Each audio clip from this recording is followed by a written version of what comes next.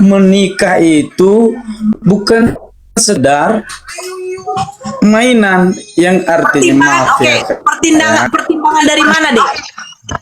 Pertimbangan hukum Tuhan atau pemikiran manusia? Pemikiran manusia, ke pemikiran manusia. Nah, saya bilang, ini makanya kenapa agama mana ajaran sesat. Ini maaf, yang ketika hukum agama itu dari pertimbangan manusia dan pemikiran manusia. Sementara agama itu adalah sistem yang mengatur agar manusia itu tidak kacau. Yang mengatur itu siapa? Tuhan. Ya kan? Nah, kalau dari Tuhan sendiri saja tidak menetapkan umur berapa tahun perempuan boleh menikah di dalam kekristenan, terus kalian mengatakan ini pertimbangan pemikiran manusia, sementara Tuhan tidak ada buat aturan. Jadi sebenarnya yang mengatur manusia ini dalam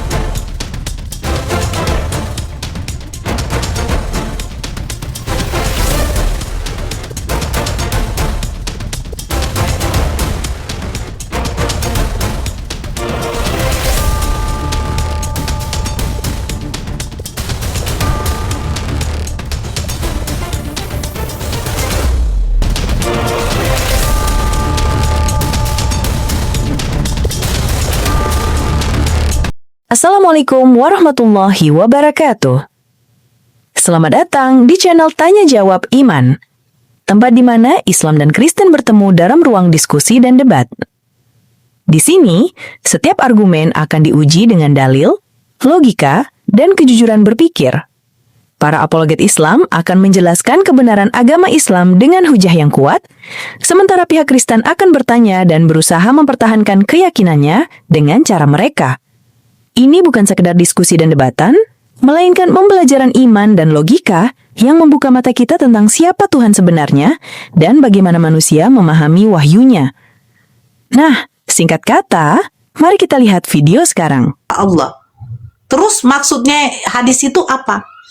Makanya saya buka di dalam surat Al-Ahzab ayat 21, di dalam dirinya Rasulullah itu ada teladan yang baik yang harus kita ikuti.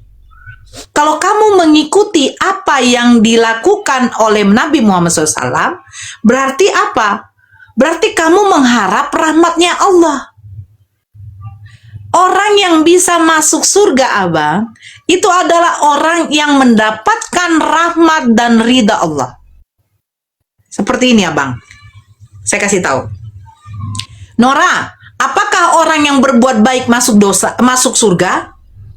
Itu saya akan katakan poin terbelakang. Saya akan katakan poin terbelakang. Kenapa bisa begitu?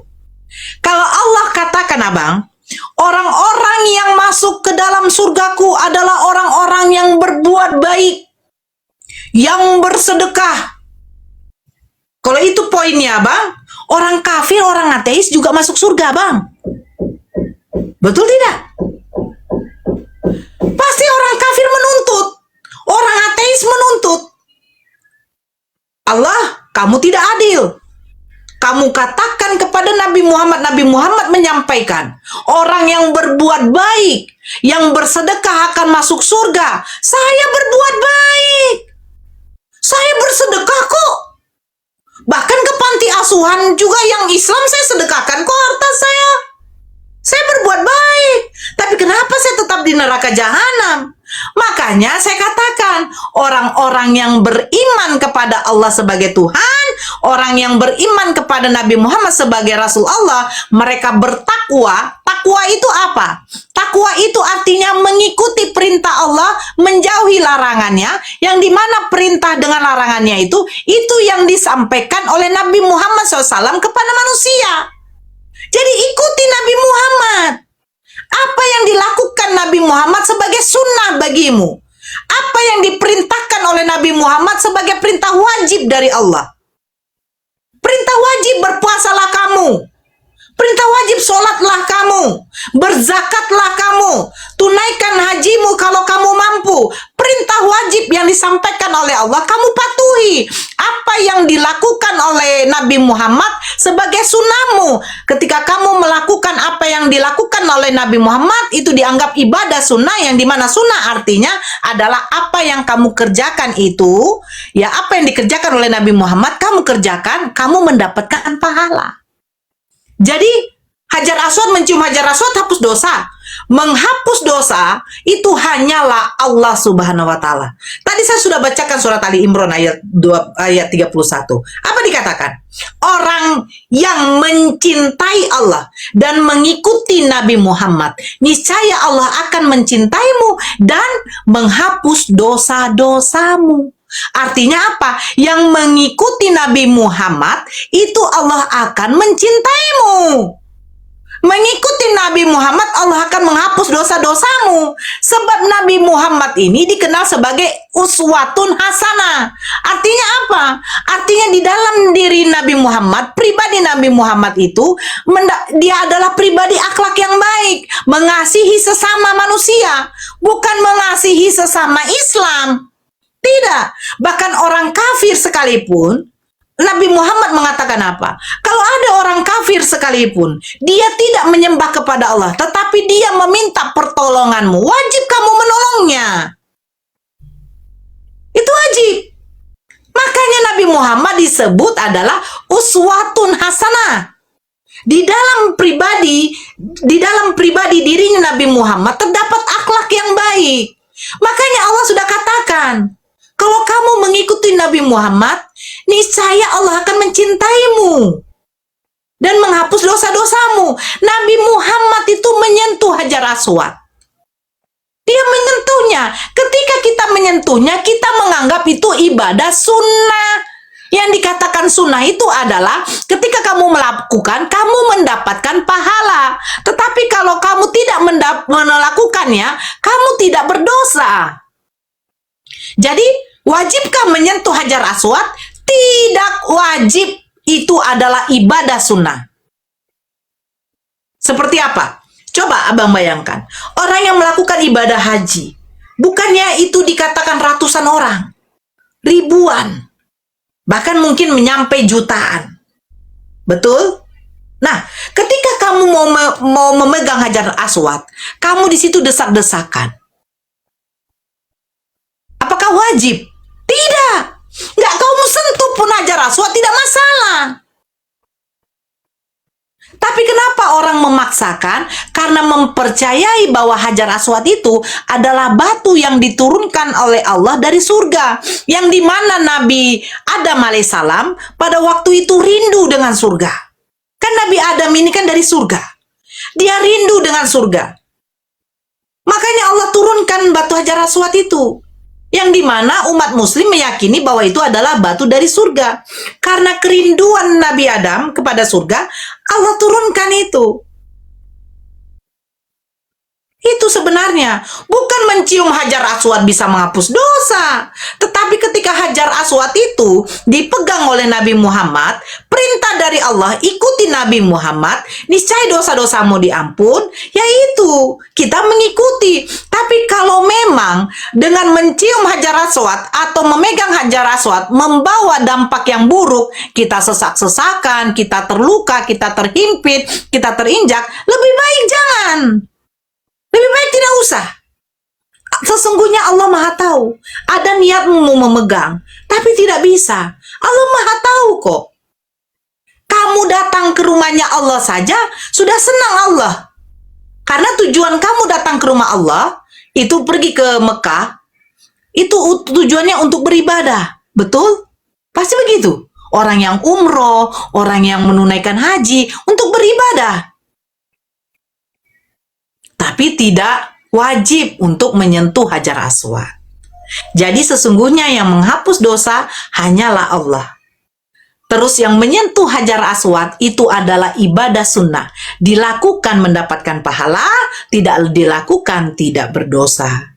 Jadi, hukum mencium Hajar Aswad, hukum mengusap Hajar Aswad, memegang Hajar Aswad itu adalah hukum tidak wajib, bukan perintah wajib dari Allah. Tetapi karena Nabi Muhammad melakukannya, kita diharuskan untuk mengikuti Nabi Muhammad, ya niscaya dosa-dosamu akan terampuni. Tapi kalau memang tidak bisa disentuh, tidak masalah. Allah sesungguhnya Maha Tahu. Tidak mungkin dipaksakan. Manusia ini diciptakan Allah tidak dipaksakan. Tidak. Makanya saya bilang, di Islam itu logik.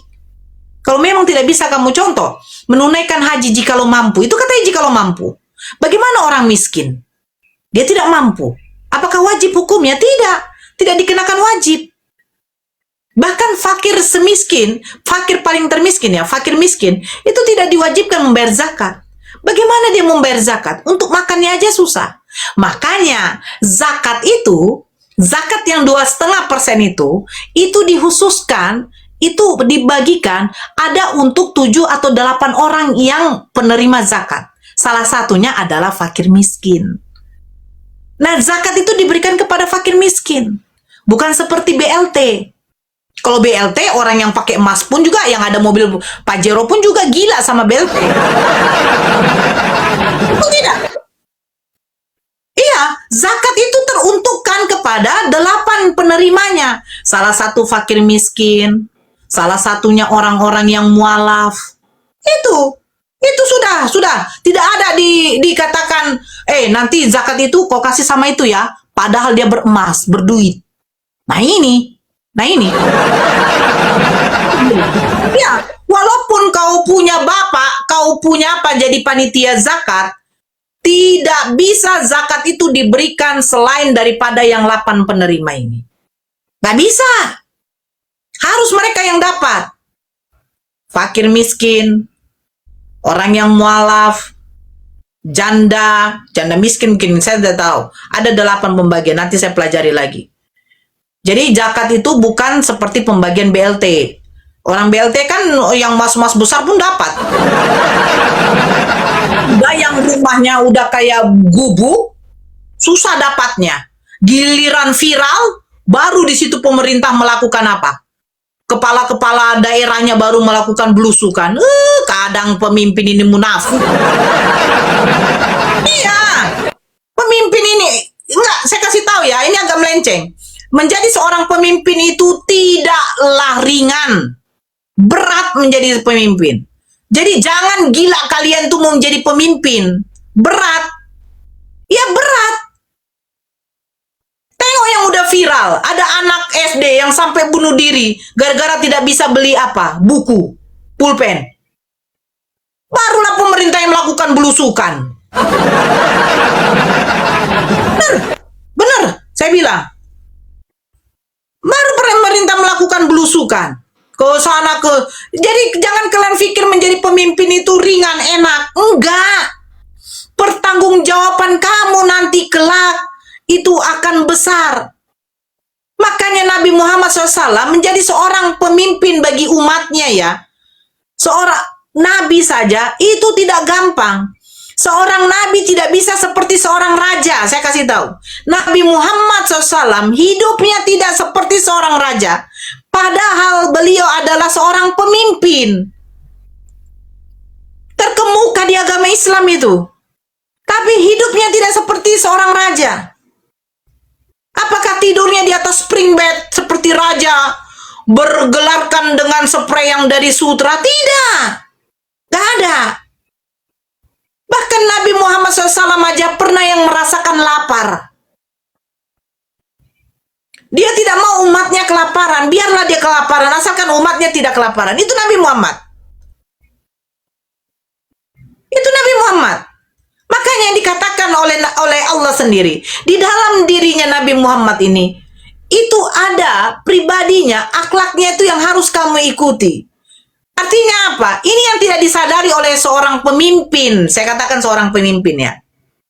Pemimpin itu bukan berarti presiden, bukan berarti bupati, wali kota, bukan berarti dia gubernur. Pemimpin itu adalah orang yang sudah dijadikan pemimpin oleh oleh Allah, yaitu laki-laki. Laki-laki itu pemimpin. Dia memimpin rumah tangganya. Itu laki-laki pemimpin. Makanya terkadang tidak laki-laki, seorang pemimpin itu laki-laki, bukan perempuan. Seorang pemimpin itu laki-laki, bukan perempuan. Makanya kenapa Kristen selalu menggoreng? Perempuan itu akalnya setengah, otaknya separuh, tapi tidak pernah dia berpikir.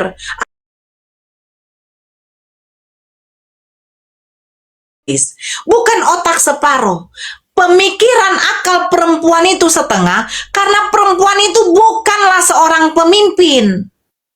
Perempuan itu makmum. Dia bukan imam. Jadi segala sesuatu itu sudah tanggung jawab dari si laki-laki, yang dimana laki-laki itu adalah pemimpin. Tetapi perempuan itu dimuliakan. Kalau di dalam Islam, Dek, bagaimana caranya Allah memuliakan perempuan? Ya salah satunya apa?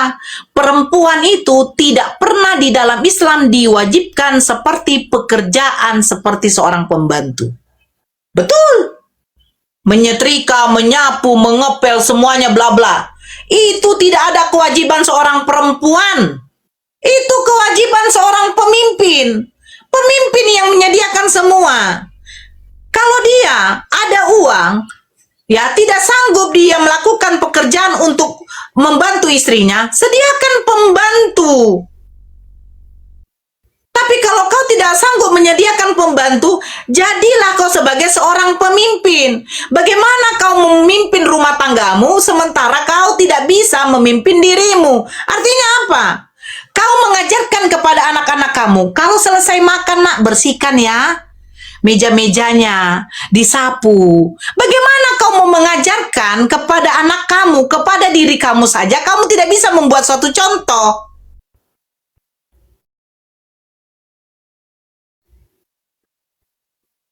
Kamu kerjakan, mencuci pakaian, jemur.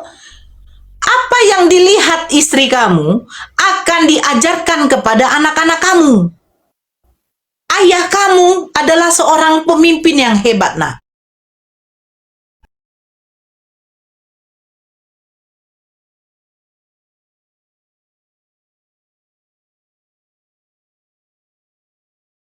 Semua yang bersihkan, yang mewangikan ayahmu. Makanya saya katakan, pemimpin itu tidak mudah. Makanya Allah memberikan banyak, Allah memberikan itu banyak kebaikan kepada suami. Banyak. Ya karena apa? Karena tanggung jawabnya itu berat. Tanggung jawabnya berat. Berat sekali tanggung jawab sebagai seorang laki-laki. Berat tanggung jawab sebagai seorang ayah. Berat tanggung jawabnya sebagai seorang suami. Ya tanggung jawabnya apa? Apakah istrinya sudah bahagia? Apakah anak-anaknya sudah berkecukupan? Bukan berkecukupan soal materi. Materi ini dicari. Berkecukupan bahagia soal apa? Kasih sayang. Bentuk kasih sayang kamu bukan berarti, anakku ku sayang-sayang kamu, istriku ku sayang-sayang kamu. Tidak. Bentuk kasih sayang perhatian kamu, apa yang dikerjakan oleh seorang pembantu, itu yang kamu lakukan kepada istri kamu. Itu bentuk di mana Allah memuliakan seorang perempuan. Perempuan itu di dalam Islam ratu. Perempuan di dalam Islam itu ratu. Bukan pembantu. Jadi jangan kau gampang mengambil perempuan, baru kau ucapkan ijab kabul, saya terima nikah dan kawinnya si Sotoy binti Setai dengan mas kawin bla bla, dibayar tunai. Terus di rumah kau pulang kerja, mah kenapa pakaian ini berserakan? Kenapa? Hei, kau pikir ketika ayahnya menyerahkan anak gadisnya kepadamu, orang asing. Ini orang asing ya. Laki-laki ini orang asing di dalam keluargamu. Ya, ketika ayahnya menyerahkan, ya, saya nikahkan putri saya, Setoy binti Setai, dengan mas kawin bla bla, dibayar tunai. Dia serahkan anak putrinya, bukan dijadikan pembantu. Bukan. Tapi ketika seorang istri mengerjakan apa yang dikerjakan oleh perempuan layaknya semata-mata untuk satu mendapatkan ridho dari suaminya, insya Allah Allah akan meridhoinya. Begitu. Jadi di dalam Islam itu simpel sekali. Di dalam Islam itu enak. Makanya seorang pemimpin itu harus memiliki jiwa yang besar, memiliki akal yang baik, memiliki sifat yang baik. Makanya seorang pemimpin itu tidak mudah. Ya, di dalam dirinya Nabi Muhammad, makanya Nabi Muhammad dikatakan uswatun hasanah, artinya akhlaknya Nabi Muhammad itu adalah akhlak yang baik. Bahkan orang-orang kafir pun itu mengatakan bahwa Nabi Muhammad itu seorang pemimpin yang baik. Beliau itu amanah. Nabi Muhammad itu amanah. Kalau banyak serangan dari Kristen mengatakan Nabi kau tukang kawin, Nabi kau pedofil, Nabi kau bla bla bla bla. Ini yang tidak diketahui oleh saudara Kristen kita. Kenapa? Begini abang, di zamannya Nabi Muhammad dengan di zaman sekarang, Nabi Muhammad abad 7, sekarang sudah abad 20. Apakah sama semua? Terus Nabi Muhammad itu beragama Islam, sementara kita ini adalah hukum Indonesia, yang dimana selalu dikatakan kawini bocil, kawini bocil. Sejak kapan di zaman penjajahan, sejak kapan di abad 16-17 ada hukum yang berlaku perempuan yang berumur 17 tahun yang mempunyai KTP baru menikah? Di zaman penjajahan tidak ada yang namanya dikatakan KTP. Kalau kita tanya dulu kepada nenek kita punya nenek, ada nggak mereka punya akte lahir? Nggak ada akte lahir. Terus dari mana mereka mau mengatakan, dasar apa yang hujah mereka mengatakan bahwa Nabi Muhammad mengawini bocil? Apakah karena Siti Aisyah berumur 6 tahun? Saya sudah jelaskan kepada mereka bahwa di dalam Islam perempuan yang sudah balik itu boleh dinikahi, mau berumur berapapun, asalkan perempuan itu sudah balik boleh dinikahi. Perempuan yang sudah balik itu seperti apa? Perempuan yang sudah balik itu adalah perempuan yang sudah mengalami menstruasi tiap bulan. Sekarang kalau ditanya, emang Kristen umur berapa tahun boleh menikah? Dibuka mute-nya, Bang. 19 tahun ke atas, Kak. Di mana tertulis?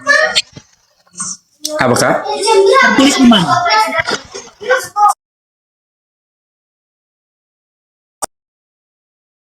Ditulis di mana? Bukan ditulis, Kak, cuman dari arahan.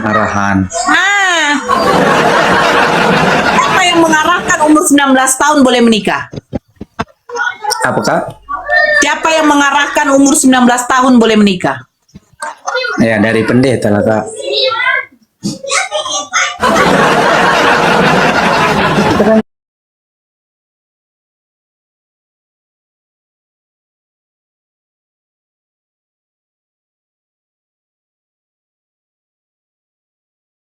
Ajaran di dalam Bible, syarat perempuan yang boleh menikah Kristen umurnya berapa tahun?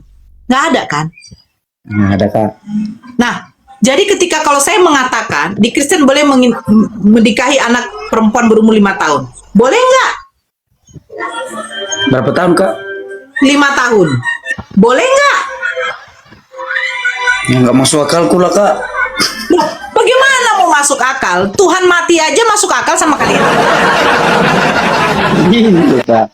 Masa contoh kan, aku mau menikah, umur aku buatlah 20, jadi yang saya nikahkan itu 5 tahun, kan nggak mungkin masuk akal, Kak. Loh, kenapa nggak masuk akal? Emang ada larangan? bukan larangan. Kalau soal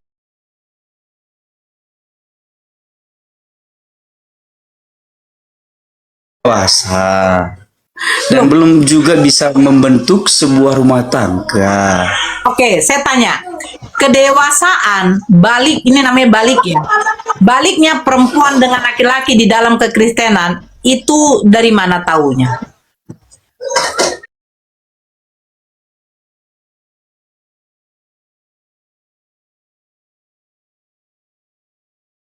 Gitu. Oke, adat itu buatan siapa? Nenek moyang Kak. Manusia, bukan Tuhan kan? Manusia Kak, manusia. Nah, oke. Sekarang saya tanya, kalau seandainya adat itu tidak ada, karena Nabi Adam belum beradat, itu dari mana perempuan dengan laki-laki taunya sudah balik dan umur berapa dinikahi? Nggak tahu juga Kak. Makanya itu saya bilang deh, kalau di dalam Islam, perempuan yang sudah balik itu boleh menikah. Perempuan yang balik itu yang sudah menstruasi. Perempuan yang sudah menstruasi itu pasti, ini pasti, maksudnya begini, sudah bisa dibuahi sel telurnya. Kenapa? Karena dia sudah bisa untuk melahirkan, karena dia haid. Tapi belum tentu perempuan haid itu bisa, maksudnya bisa hamil. Ada perempuan yang haid pun dia mandul, ada. Tapi perempuan yang haid itu sudah pasti bahwa ovariumnya itu udah bisa dibuahi. Menurut kedokteran pun juga seperti itu. Makanya kalau orang yang hamil itu jarang sekali dia haid. Ada memang ciri-ciri orang hamil, dia masih haid, ada mengeluarkan darah, ada juga. Berbeda-beda apanya. Tetapi yang sudah pasti orang yang hamil itu pasti dia tidak haid lagi. Kecuali kalau dia sudah melahirkan, baru ada yang namanya nifas. Begitu. Nah, kalau di Kristen, kalau ditanya, perempuan yang sudah balik umur berapa tahun? Nggak tahu. Nah, perempuan yang boleh menikah di dalam kekristenan umur berapa tahun? Tidak ada tercatat. Makanya kalau di Islam tidak ada dikatakan perempuan berumur 15 tahun yang boleh menikah. Karena ada perempuan yang umur 15 tahun belum haid. Nah, kalau dia belum haid, dia dinikahi, kalau belum haid, itu nanti ovariumnya tidak bisa dibuahi karena belum haid.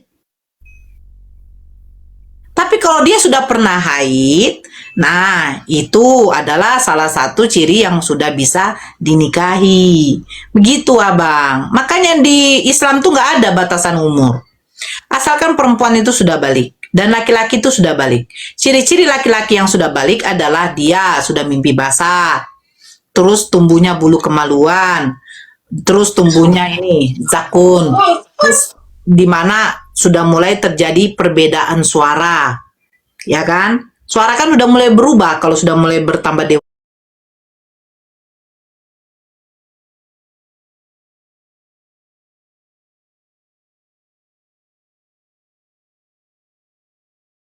Kalau abang pergi ke luar negeri sana, belum tentu berumur 17 boleh menikah. Mana tahu berumur 15 sudah menikah. Jadi kita tidak bisa mau menyamakan hukum di Indonesia dengan hukum-hukum yang di zaman abad-abad dahulu. Betul tidak? Abad 7 loh, tahun 700. Mau kita samakan dengan tahun 2026. Kan gembleng itu namanya. Ya, itu dikatakan nggak logika lah. Cobalah abang bayangkan. Pada waktu penjajahan datang, pada waktu Belanda datang menjajah Indonesia, yakin umur berapa tahun nenek moyang kita dinikahi? Gak tahu kan? Gak tahu. Terus kenapa mengkorelasikannya di tahun 2026? Oh, kalian punya nabi kawin bocil, kawin bocil. Nah, giliran saya tanya, umur berapa tahun sih Kristen yang boleh menikah? Tidak jawab. Tapi secara logika lah, masa anak kecil mau dinikahi? Nah, kalau kamu menggunakan logika, kenapa Tuhan mati bisa kamu masuk ke logikamu? Kenapa Tuhan dilahirkan masuk ke logika? Nah, ini saya bilang, Tuhan mati, Tuhan dilahirkan, masuk logika. Ya kan? Masuk ke logika. Giliran nanti yang katanya menikahi bocil tidak masuk ke logika. Kan lucu. Nah kan, Dek? Nah, ada yang ditanya. Oke, Kak. Jadi kalau soal Bentar dulu. Bentar. Saudara-saudara muslim ini ada 3,2K. Di tap-tap layarnya sampai 1M. Ayo kita tembuskan sampai 1M. Sampai nanti siang ya. Mudah-mudahan tembus sampai 1M. Jangan lupa absen-absennya, galeri-galerinya. Ya silakan, Dek. Oke Kak, jadi kalau di dalam Alkitab juga memang sih nggak ada istilahnya ada keterbatasan dengan usia Kak. Dan sebaliknya juga seperti yang Kakak bilang tadi, kalau di dalam Al-Quran itu nggak ada keterbatasan dengan usia, kan begitu kan Kak? Ya. Jadi kita kan harus mempertimbangkan seperti yang Kakak bilang tadi kan, kalau laki-laki itu sudah mulai mimpi indah istilahnya, atau perempuan itu sudah bisa datang bulan misalnya. Jadi gini, di satu pertanyaan dia, sekalipun saya contoh ya, kalau saya sudah mimpi indah, terus kalau pacar saya contoh ya, pacar saya itu sudah bisa datang bulan, terus kalau pikiran aku belum sepenuhnya, belum terpenuhi dengan sebuah bimbingan dalam rumah tangga, apakah itulah ya gitu, satu itu ya Kak ya. Jadi yang kita takuti ini ke depan adalah, kalau di Kristen ya Kak, maaf ya, bukannya istilahnya saya menceritakan, bukan, itu bukan tujuan saya, cuman saya sampaikan aja sedikit. Itu untuk mempertimbangkan antara dengan baiknya supaya rumah tangga itu bisa rukun, bisa membangun rumah tangga. Kalau menurut saya kayak memang di Alkitab nggak ada, jujur kita bilang yang itu nggak ada. Tetapi kan kita kan punya pikiran, misalnya kan umur saya udah 20 tahun, udah bisa mimpi indah ya kan. Terus dalam membentuk suatu rumah tangga nggak bisa saya arahkan, nggak bisa saya nafkahi istri saya, nggak bisa saya cari makan untuk anak, biaya kehidupan sehari-hari nggak tercukupi, saya sering main judi online misalnya contohnya kan. Terus gimana dengan itu, padahal udah bisa saya menikah. Itu makanya bukan saya menceritakan, tetapi untuk mengatasinya dengan cara gimana Kak gitu. Ya, jadi begini Dek. Yang kamu katakan itu bukan kelayakan. Bedakan layak, bedakan kesiapan. Yang kamu katakan itu adalah kesiapan, bukan layak. Layak itu bukan berarti kesiapan. Saya belum siap, bukan berarti saya belum layak untuk menikah. Saya sudah layak untuk menikah, tetapi saya belum siap. Dalam segi umur saya sudah layak. Dalam segi pekerjaan saya sudah layak. Tapi kesiapan saya itu belum tentu ada. Itu maksudnya. Nah, jadi bedakan kelayakan, bedakan kesiapan. Jadi begini deh. Kita ini kan manusia ini tumbuh itu berbeda zaman. Betul kan? Nah, yang dimana terjadi perubahan. Coba kamu lihat, orang-orang di zaman dahulu itu tidak sama di zaman sekarang. Di zaman sekarang, mungkin ada orang yang umur sampai 100 tahun masih hidup. Di zaman dahulu, orang yang berumur 70 tahun banyak yang sudah meninggoy. Betul kan? Nah, jadi dengan perbedaan seiring dengan perbedaan zaman, itu bentuk manusia juga berbeda deh. Yang dimana zaman dahulu itu orangnya pada kekar-kekar. Karena belum masuknya yang dimana makanan-makanan instan. Semua serba alami. Ya kan seperti itu. Jadi orang yang di zaman dahulu itu tidak bisa kita katakan zaman sekarang. Tengok orang-orang bule sana. Mereka masih SD, badan sudah seperti SMP. Betul tidak? Apalagi orang zaman dahulu. Kan begitu. Makanya saya bilang, orang umur 6 tahun bukan berarti umur 6 tahun seperti anak saya kecilnya. Kan begitu. Betul tidak? Apalagi bangsa Arab itu adalah orang-orang yang badannya itu semua bedago, kekar. Perempuannya itu besar-besar semua. Tengok tuh anak-anak Palestina itu. Kita kira itu kita kira tuh umur 9-10 tahun, padahal masih umur 7-8 tahun. Nah ini kadang pemikiran ya. Makanya saya bilang ya, Mbak, ya, orang yang pintar belum tentu dia bisa berakal logika. Orang yang pandai 5 tambah 5 10, 5 kali 5 25, belum tentu dia bisa berpikir secara logika. Pemenang Nobel itu dia hebat dalam soal keilmuan. Tetapi untuk menerima sesuatu yang masuk akal itu belum tentu, Dek. Betul tidak? S3 kalau memahami perempuan 6 tahun itu adalah bocil di zamannya Nabi, ini yang tidak bisa dia fungsikan akalnya. Yang dimana abad 7 mau dia samakan ke abad 20. Abad 7 itu tidak ada mie instan. Abad 7 itu tidak ada teknologi. Betul tidak? Yang dimana berbeda, makanya di dunia ini berbeda suku, berbeda yang namanya keragaman. Orang-orang di luar sana, tengok ya, kenapa orang Asia itu kecil-kecil? Coba lihat, Cina, orang Tiongkok, orang Filipina, Thailand, itu kecil-kecil, Indonesia kecil-kecil. Tapi coba tengok orang Amerika, orang Arab sana, itu semua badannya besar-besar. Orang Afrika itu besar-besar badannya. Mau disamakan dengan Indonesia, yang di mana Indonesia itu kecil badannya. Gak ada. Orang Asia tuh hidungnya tuh jarang sekali mancung. Orang Asia tuh jarang hidungnya mancung kecuali oplas ya. Benar tidak? Ini yang saya bilang. Ada orang pintar tetapi tidak bisa difungsikan akalnya untuk menerima logika, Bang. Kalau ada orang pintar tidak bisa memfungsikan akalnya menggunakan logika, dia nggak pintar, Abang. Lebih bagus orang bodoh yang memfungsikan akalnya. Contoh, orang yang tidak sekolah tapi dia tahu Tuhan itu tidak mungkin jadi manusia. Ini logika. Karena apa? Tuhan memiliki sifat maha. Yang mustahil tidak maha. Masa maha kuasa jadi tidak maha kuasa? Betul nggak?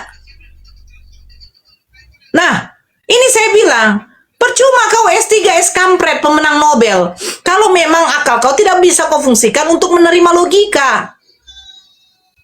Yang dimana hidup manusia di zaman abad 7 dengan di abad 20 mau disamakan. Yang dimana negara di Arab sana dengan negara di Asia ini mau disamakan postur tubuhnya. Bang, kita kalau ukuran 43 sendal itu sudah besar untuk orang Asia. Tapi kalau untuk orang Arab sana, ukuran kakinya, Bang, bayangkan besar-besarnya. Itu yang tidak bisa disamakan.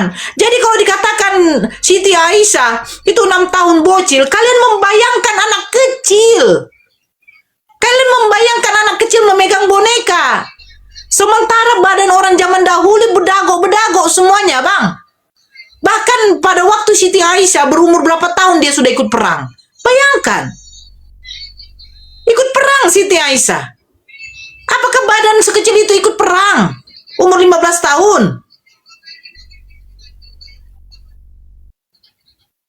Itu maksud saya. Jadi yang kalau Abang jelaskan, itu adalah persiapan diri. Bukan yang dikatakan adalah kelayakan. Jangan disamakan. Kalau Abang mengatakan, masa saya menikahi umur 6 tahun, 7 tahun, Abang? Memang tidak mungkin. Yang di zaman sekarang. Karena sudah ada hukum. Di dalam Al-Quran pun dikatakan, ikutilah pemimpinmu, kamu harus patuh kepada pemimpin. Makanya saya bilang pemimpin itu tidak mudah.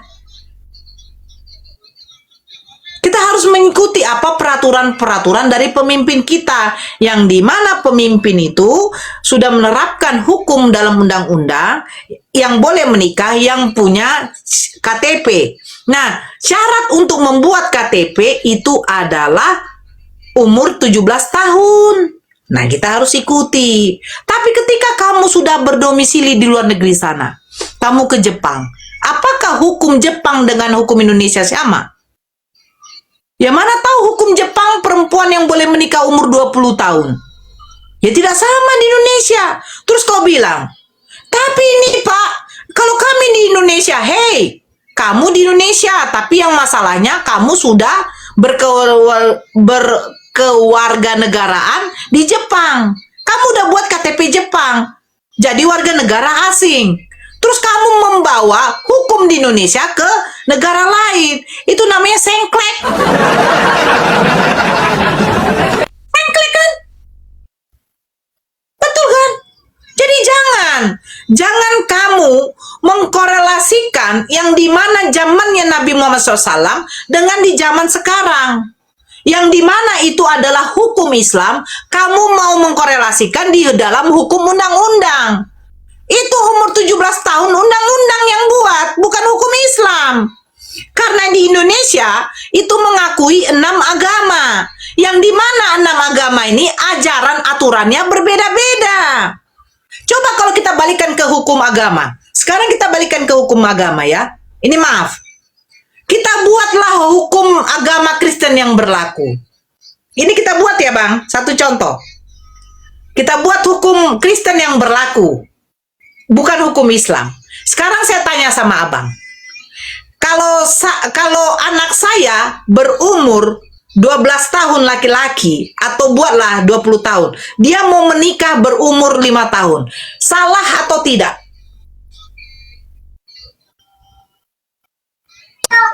Salah lah Kak. Mana hukum di dalam agama Kristen perempuan menikah tidak boleh umur 5 tahun? Kalau itu gini dia Kak, bukan saya membantah juga sih. Kalau dalam hukum, dalam Alkitabnya itu belum tertulis. Jadi yang dipikirkan ini kita nggak boleh. Jadi, yang dipikirkan adalah sebuah pertimbangan yang artinya menikah itu bukan sekedar mainan yang artinya maaf ya. Pertimbangan dari mana deh? Pertimbangan hukum Tuhan atau pemikiran manusia? Pemikiran manusia, pemikiran manusia. Nah, saya bilang, ini makanya kenapa agama mana ajaran sesat. Ini maaf, yang ketika hukum agama itu dari pertimbangan manusia dan pemikiran manusia. Sementara agama itu adalah sistem yang mengatur agar manusia itu tidak kacau. Yang mengatur itu siapa? Tuhan. Ya kan? Nah, kalau dari Tuhan sendiri saja tidak menetapkan umur berapa tahun perempuan boleh menikah di dalam kekristenan, terus kalian mengatakan ini pertimbangan pemikiran manusia, sementara Tuhan tidak ada buat aturan. Jadi sebenarnya yang mengatur manusia ini dalam soal kehidupan beragama, dalam soal kehidupan berkeyakinan, ini Tuhan atau manusia? Tuhan kan? Makanya saya bilang, kalau sempat dipakai ajaran dalam Kristen di dalam hukum Indonesia, saya yakin abang, ini maaf sekali, saya yakin akan ada yang namanya pernikahan bebas, perkawinan bebas. Kedua, akan banyak yang terjadi yang namanya perjinahan. Kenapa saya katakan begitu? Ini maaf sekali. Satu, syarat perkawinan di dalam kekristenan, syarat perkawinan di dalam kekristenan tidak pernah termaktub, tidak pernah tercatat, tidak pernah diajarkan langsung oleh Yesus. Betul. Pendeta memberkati di dalam gereja tidak ada tercatat di dalam Bible. Bahkan Yesus sendiri tidak pernah mengajarkan bagaimana pernikahan yang sah. Hanya Yesus mengatakan, apa yang dipersatukan Tuhan tidak boleh diceraikan manusia. Sejak kapan poligami bercerai? Tidak ada. Poligami menambah, bukan bercerai. Ya. Apa yang dipersatukan Tuhan tidak boleh diceraikan manusia. Pertanyaan saya, bagaimana caranya Tuhan mempersatukan? Itu harusnya Kristen di situ berpikir. Kalau di dalam Islam, penghulu, laki-laki dengan perempuan yang akan menikah, wali dari si perempuan yang akan menikahkan si perempuan, mahar itu adalah mahar itu adalah hadiah permintaan dari si perempuan, calon perempuan kepada calon lakinya yang wajib dipenuhi oleh calon laki-lakinya. Yang kelima adalah saksi. Ketika 5 ini sudah lengkap, terjadilah ijab kabul, itu sah di mata agama. Itu baru betul. Nah, apa yang dipersatukan Tuhan? Tuhan mempersatukan manusia. Pertanyaannya, bagaimana cara Tuhan mempersatukan? Manusia ini persatukan itu apakah laki-laki dengan laki-laki, perempuan dengan perempuan, atau laki-laki dengan perempuan, atau laki-laki dengan atau manusia dengan binatang? Karena apa? Mereka bukan dua, melainkan menjadi satu daging. Satu daging. Binatang juga daging, manusia juga daging. Apa yang dipersatukan Tuhan tidak boleh diceraikan manusia. Tidak pernah ada dikatakan yang dipersatukan Tuhan itu adalah laki-laki dengan laki-laki, laki-laki dengan perempuan, perempuan dengan perempuan, manusia dengan binatang. Tidak ada tercatat. Makanya saya pertanyakan lagi, bagaimana sahnya pernikahan di dalam kekristenan? Kalau yang Bang Roy katakan itu adalah pemikiran para tokoh-tokoh agama Kristen yang mereka akhirnya membuat kesepakatan di mana cara sahnya perkawinan dalam Kristen adalah pemberkatan di dalam gereja. Sementara pemberkatan dalam gereja tidak pernah diajarkan oleh Yesus. Bagaimana Yesus mau mengajarkan pemberkatan dalam gereja? Sementara Yesus tidak pernah menginjakan kakinya di gereja. Yesus itu bukan pemakan babi. Yesus itu pelaku hukum Taurat, yang dimana tidak boleh ada simbol-simbol di dalam keagamaan. Kristen menjadikan salib seperti simbol. Katolik, mengadakan patung Bunda Maria. Itu tidak boleh. Di dalam hukum Yahudi tidak boleh. Makanya Yesus tidak pernah ke gereja. Jadi dari mana syarat perkawinan di dalam Kristen? Syarat sahnya perkawinan di dalam Kristen hanya dari keputusan pemikiran dari tokoh-tokoh agama, yaitu pastor, uskup, pendeta. Tapi lupa Kristen. Kristen sangat lupa dan mungkin amnesia. Yang dimana banyak gereja-gereja di luar negeri sana yang sudah melegalkan perkawinan sesama jenis.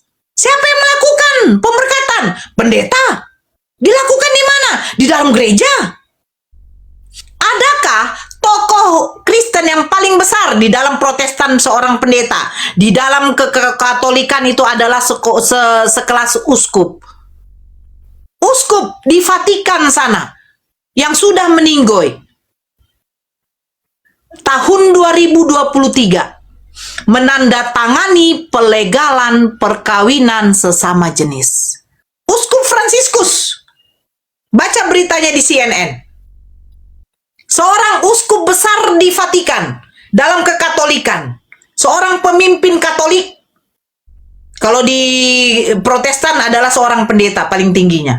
Seorang uskup pemimpin Katolik tahun 2023 melegalkan perkawinan sesama jenis agar tidak ada yang namanya kekisruhan. Selagi tidak pernah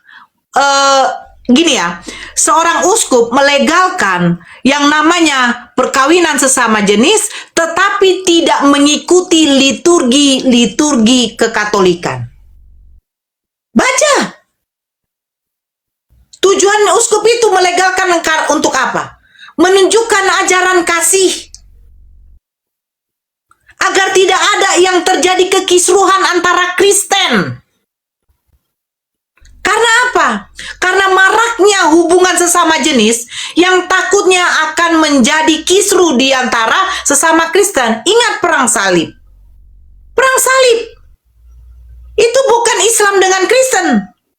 Kristen dengan Kristen.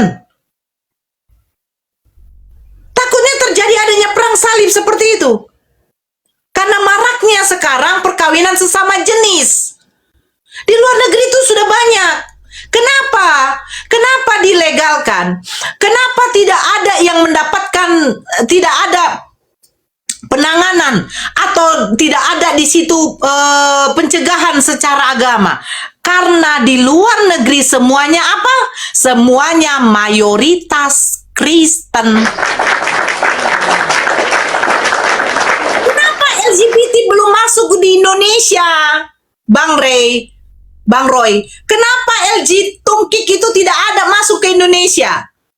Kenapa setiap kedapatan orang-orang yang ada menyukai sesama jenis akan diproses? Karena apa? Karena di Indonesia ini masih mayoritas Islam.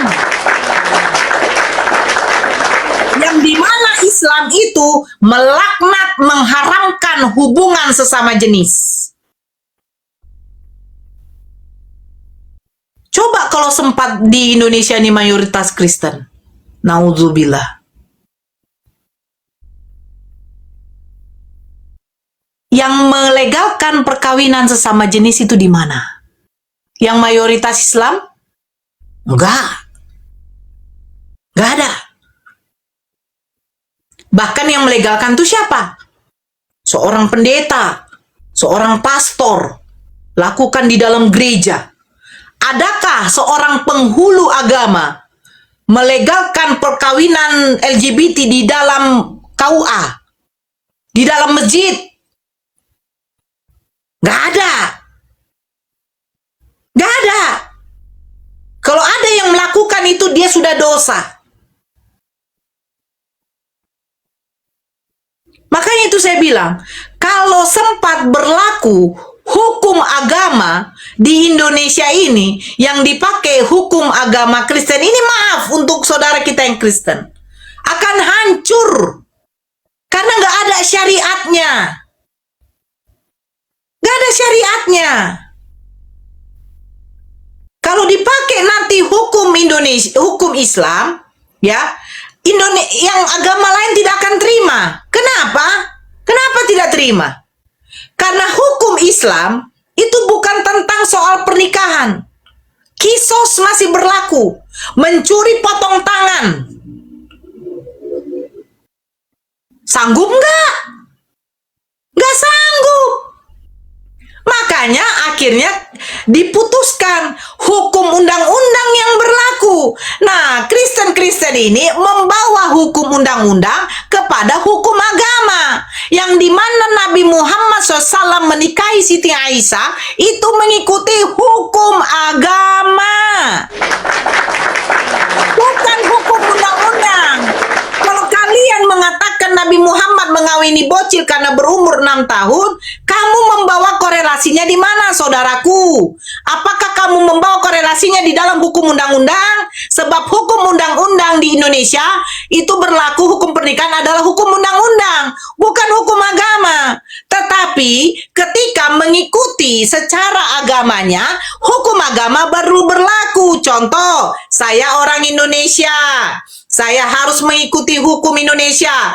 Perempuan laki-laki yang boleh menikah berumur 17 tahun. Katanya begitu, berumur 17 tahun, mempunyai KTP, mempunyai KK. Itu untuk syarat keduk capil. Biar keluar nanti surat-suratmu.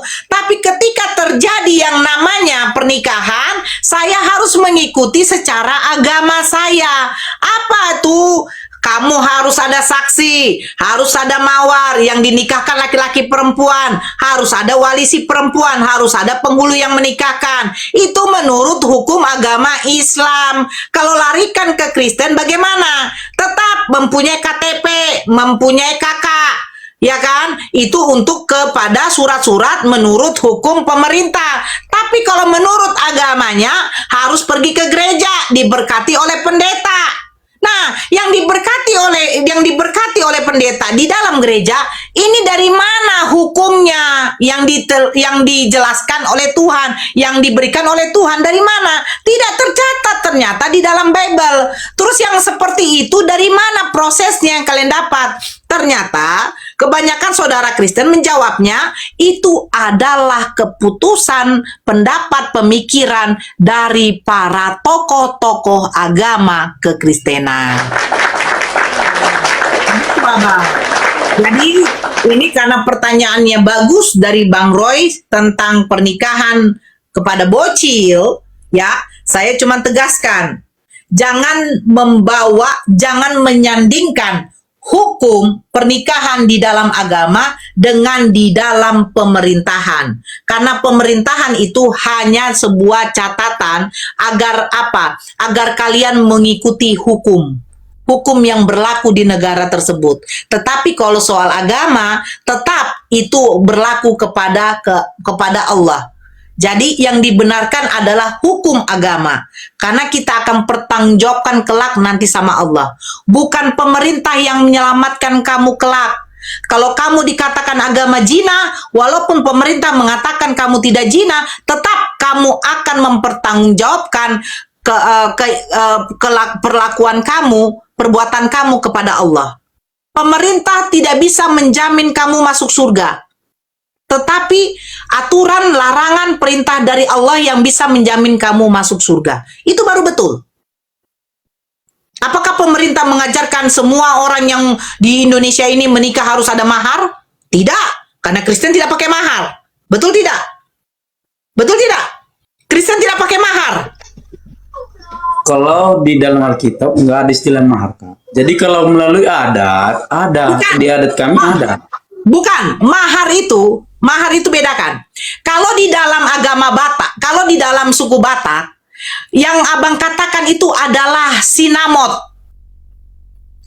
Yang dimana sinamot itu adalah uang tolak dari laki-laki untuk perempuan, itu untuk pesta, abang.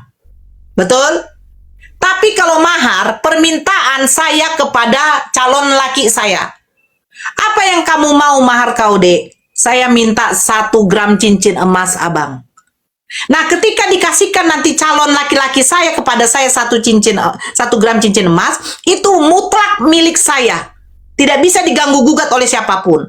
Tapi ketika sudah dikumpulkan dari pihak laki-laki dengan perempuan untuk membicarakan soal pesta, itu bukan mahar, tapi uang tolak.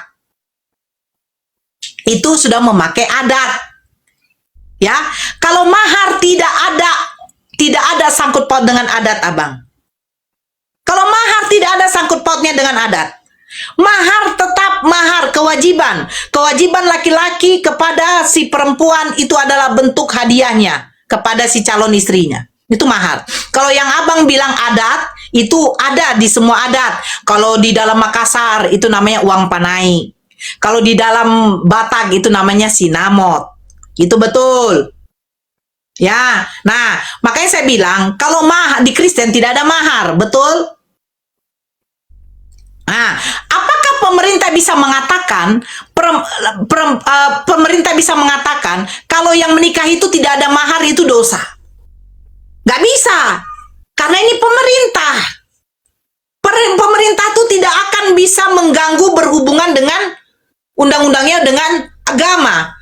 Karena Indonesia itu mengakui 6 agama, yang dimana tata cara pernikahan, tata cara yang lain itu berbeda dengan agama lain. Contoh, di dalam Islam perempuan yang haid tidak bisa untuk memegang mushaf Quran, tidak bisa membaca, melantunkan ayat Al-Quran, tidak bisa melakukan ibadah sholat. Nah, tapi kalau di Kristen ada nggak? Nggak ada. Perempuan haid pun boleh masuk. Betul kan? Perempuan haid pun boleh memegang Bible. Perempuan dengan laki-laki yang berjima tidak ada mandi wajib boleh memegang Bible. Betul kan?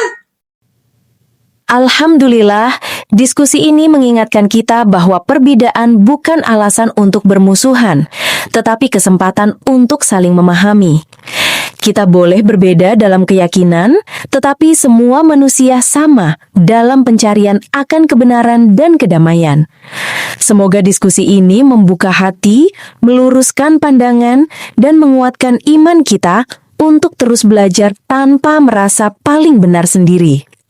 Jika ada hal yang menurutmu menarik, menantang, atau mungkin bertentangan dengan pandanganmu, sampaikanlah dengan cara yang baik dan beradab di kolom komentar. Karena sesungguhnya, adab dalam komentar adalah cerminan dari keimanan seseorang. Terima kasih telah menyimak sampai akhir. Semoga Allah memberi petunjuk kepada siapapun yang sungguh-sungguh mencari kebenaran. Sampai ketemu lagi dan tunggu video selanjutnya diskusi dan debat apologetik Islam dengan oknum Kristen lainnya. Assalamualaikum warahmatullahi wabarakatuh.